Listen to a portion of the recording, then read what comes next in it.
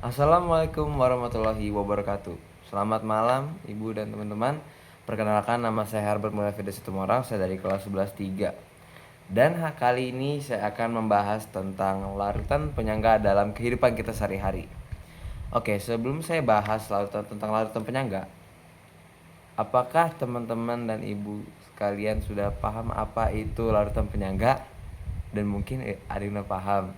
Nah, bagi yang belum paham atau ya untuk formalitas saja saya bakal jelasin ulang dulu.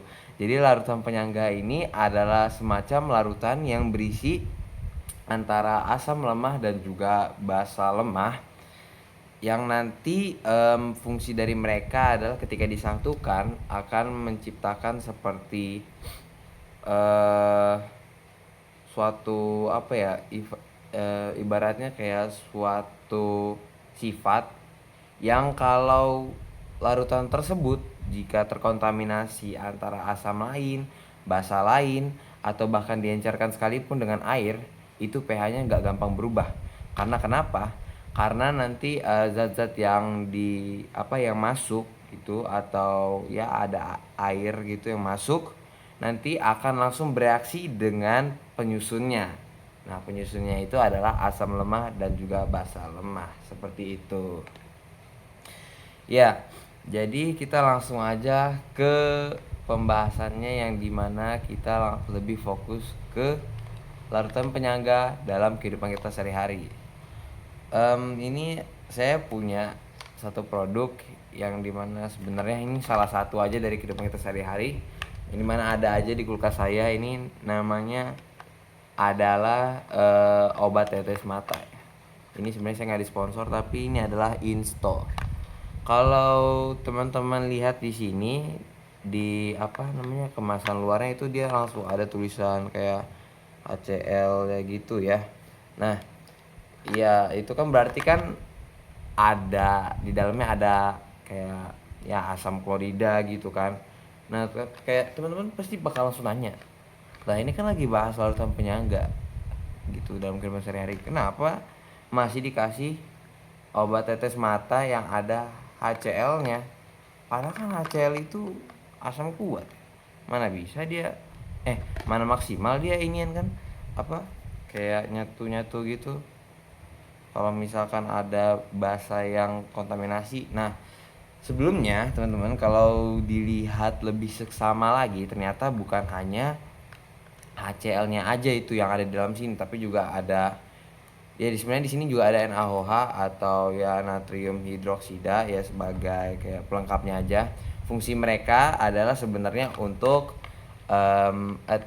istilahnya pH adjuster gitu, atau istilahnya adalah untuk benar-benar kayak memastikan bahwa pH-nya itu bakal benar-benar netral gitu. Nah, tapi untuk mengubah secara langsung, maksudnya untuk mengubah misalkan ada langsung kontaminasi, untuk merubahnya, nah itu enggak serta-merta dia menggunakan asam kuat yang entah gimana pun dia bakal langsung merubah pH-nya gitu untuk menstabilkan pH-nya, tapi juga ada di dalamnya berisi dengan asam borat. Nah, asam borat dengan juga basa atau kok basa sih? Natrium borat, maaf. Nah, ini asam borat itu nama kimianya itu H3BO3. Nah, jadi kenapa salah satu hal kenapa saya masukin ini sebagai produk yang ada di produk penyangga ya, pokoknya ada larutan penyangganya dalam kehidupan kita ya, karena ada asam lemah dan basa lemah yang emang difungsikan secara utama untuk menstabilkan pH-nya kalau misalkan ada kontaminasi, dan itu adalah asam borat dan juga natrium boratnya itu sendiri. Oke, jadi sebelumnya sebenarnya enggak semua obat tetes mata itu harus pakai yang natrium borat gitu ya, dan teman-temannya, tapi ada juga sebenarnya penyangga lainnya gitu ya, tapi kita di sini namanya penyangga borat, ibaratnya seperti itu. Oke, jadi cara kerjanya ini apa sih fungsinya itu apa asam borat dan juga natrium borat? Iya natrium borat itu kan. Nah, ya sebenarnya sama aja gitu seperti yang saya sudah bilang. Jadi sebenarnya karena mata kita itu sensitif. Mata ini kan sensitif, maksudnya kayak kalau kena sabun sedikit pun aja udah perih gitu kan. Kena cabai perih gitu kan. Nah, otomatis obat tetes mata itu tuh harus netral senetral netralnya supaya kenapa? Supaya mata kita itu enggak iritasi atau ya istilahnya enggak perih gitu teman-teman. Nah, jadi ya udah ketebak kan kalau misalkan sesuai dengan saya yang bilang tadi, kalau misalkan asam borat dan juga natrium boratnya ini adalah fungsinya untuk menstabilkan pH. Jadi misalkan kalau misalkan kita langsung buka ini kan pasti langsung ada kontaminasi luar gitu ya. Ya ini ya keras sih. Pokoknya ya anggap aja saya udah buka. Nah, saya udah buka. Ini kan ada kontaminasi udara-udara yang bahkan ataupun nanti misalkan ini kan ada keringat saya kebetulan terus saya nggak sengaja lap-lap kayak gini. Nah itu kan pasti kan kalau misalkan nggak ada larutan penyangga itu bakal terkontaminasi dan bahkan akan secara cepat mengubah pH-nya. Karena kenapa? Karena ini juga volumenya ya nggak seberapa teman-teman, maksudnya kayak ditambahin sedikit keringat pun pH-nya langsung berubah. Nah tapi dengan adanya larutan penyangga ini, si penyangga boratnya ini otomatis pH-nya gampang berubah karena asamnya itu akan langsung bereaksi ketika ada komponen basa yang mengkontaminasi hal ini dan juga basa konjugasinya juga akan bereaksi ketika ada komponen asam yang mengkontaminasi ini. Salah satu contohnya adalah keringat itu sendiri tadi. Oke. Karena tadi cara kerjanya dan juga spesifikasinya udah saya kasih tahu, di sini ada beberapa pertanyaan. Ini saya catat aja pertanyaannya karena saya takutnya lupa. Jadi yang pertama, mengapa produk ini butuh penyangga? Seperti yang tadi saya sudah bilang, karena mata kita merupakan salah satu bagian tubuh yang sangat sensitif.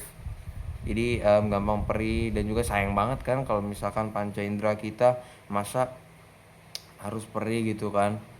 Nah makanya sebenarnya larutan penyangga ini adalah untuk menjaga stabilitas pH di dalam ini produknya. Jadi kalau misalkan dia langsung masuk ke mata kita, jadi mata kita itu enggak gampang iritasi. Istilahnya meminimalisir kata iritasi itu loh. Oke, itu aja dari kenapa produk ini butuh penyangga dan apa yang terjadi jika tanpa penyangga. Seperti yang tadi sudah bilang, kalau misalkan dia nggak punya penyangga, otomatis mata kita bakal gampang iritasi dan fungsi dari produk ini tuh hampir nggak ada. Karena sebenarnya kan fungsi dari produk ini kan buat mengatasi iritasi ringan dan juga mata merah ya. Tapi kalau misalkan nggak ada si penyangganya itu ya atau asam lemah basa lemahnya ya udah ini makin merah dan juga makin iritasi. Jadi iritasinya bukan ringan lagi tapi iritasi berat gitu. Jadi ya ini asam lemah dan basa lemah tuh di sini atau larutan penyangga tuh di sini tuh penting banget. Justru malahan itu kayak komponen utama yang harus ada di produk ini gitu loh. Terus yang terakhir, apakah bisa digantikan dengan sistem lain? Seperti yang saya bilang, enggak semua obat tetes mata itu harus dari penyangga borat. Ya, nggak harus penyangga borat. Tapi ada juga yang pakai penyangga fosfat. Dia itu kalau nggak salah ya pakai asam fosfat dan juga ada bahasa konjugasinya juga sendiri. Jadi ya fungsinya sama aja sebenarnya ya. Menurut saya aja ini. Secara teori mungkin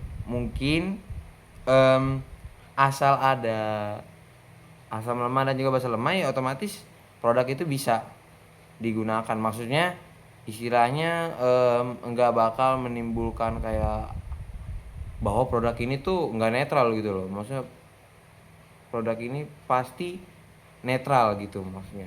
Itu maksud saya gitu ya. Tapi kan kalau soal mata itu kan enggak serta-merta kayak oh ini netral, ini gimana gitu kan.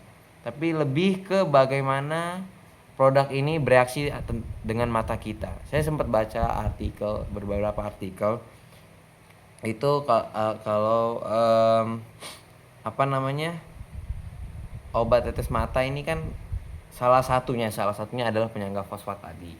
Nah, tapi semakin berjalannya waktu, para perusahaan obat tetes ini ya, produsen obat tetes itu mulai beralih ke apa namanya, ya yang borat itu penyangga borat, bukan penyangga fosfat. Karena kenapa? Karena dia ini punya antibakteri, maksudnya ya punya sifat antibakteri yang lebih ringan. Maksudnya tuh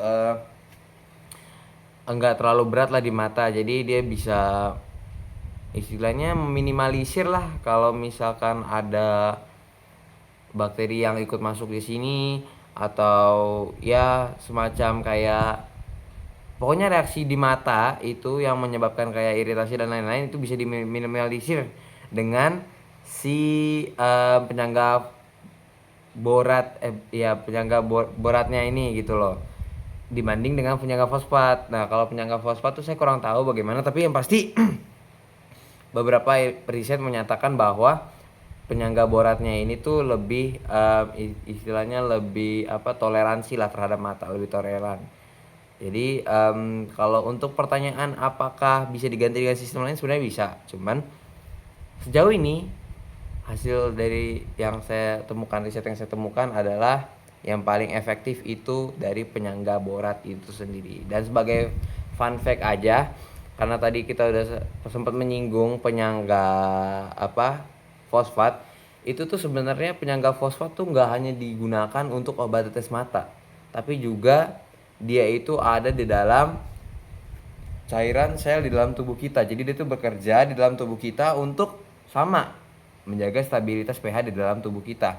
Jadi supaya kita tuh nggak terlalu keasaman atau kebasahan. Jadi kayak pH kita tuh ya di batas netralnya aja gitu, batas amannya aja gitu. Nah, kalau spesifik, jadi si penyangga fosfatnya ini tuh ada di dalam cairan sel kita atau intraseluler sel kita, itu dia.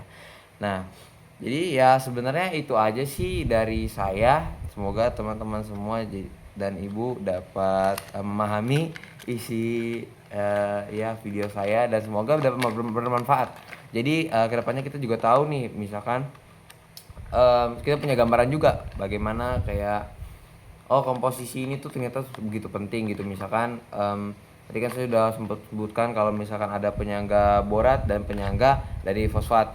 Jadi nanti teman-teman dan ibu sekalian juga bisa, kalau ingin membeli, ini nggak saya sponsor, kalau ingin membeli obat tetes mata itu ya bisa dilihat aja dari komposisinya gitu. Kira-kira dari yang saya sebutkan lebih cocok ke penyangga borat atau ke penyangga fosfat itu sendiri. Dan ya saya harap penjelasan saya dapat dipahami dan dimengerti. Sekian saja penjelasan dari saya. Terima kasih.